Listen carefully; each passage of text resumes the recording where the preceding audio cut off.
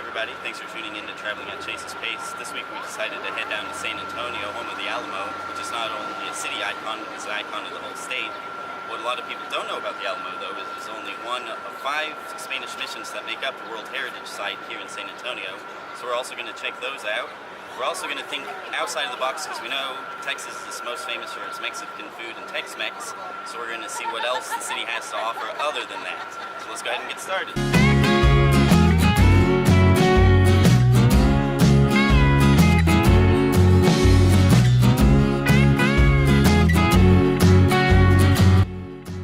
Now, the Alamo is probably the most famous of the 5 missions for the battle that happened here in 1836, and it's probably also the most crowded. It's definitely something you want to see while visiting.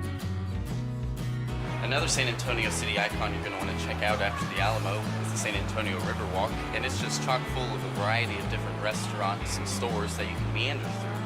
It's also probably the only place in Texas you'll be able to catch a water taxi. The Riverwalk is located about a story under street level, so it definitely gives the city a different feel when you're down there, exploring. Now, after you've checked out the Riverwalk for a while, you're going to want to go check out the other missions that make up the World Heritage Site in San Antonio. Like Mission Espada, which was surrounded by ruins.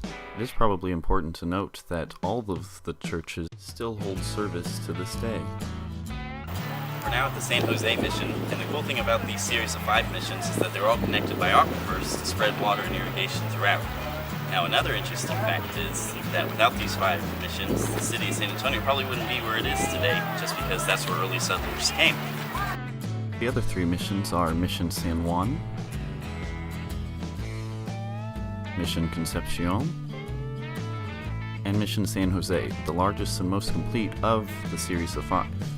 Now, what I liked about this mission complex was that most of the outer wall was still intact, and it showed an entryway to the life of the early settlers because the outer wall was lined with apartments, which you were allowed to go in and explore. We're now at a Chris Madrid's, which is an amazing hole-in-the-wall burger place. Now, what they've done is they've kind of fused Mexican food and burgers together, and they are amazing.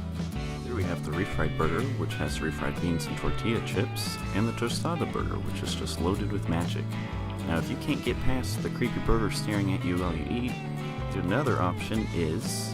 Now, I know they say everything is bigger in Texas, but here at Big Lou's Pizza, they actually mean it, so you're definitely going to want to come with your appetite, and it is home of the massive 42-inch pizza, which is clearly a feast. Now, another Texas-sized option is at Lucy's Diner, and it is a 3-pound cinnamon roll, which is a horribly great way to start your day. Another thing you're definitely going to want to check out when you come down to San Antonio is the Natural Bridge Caverns.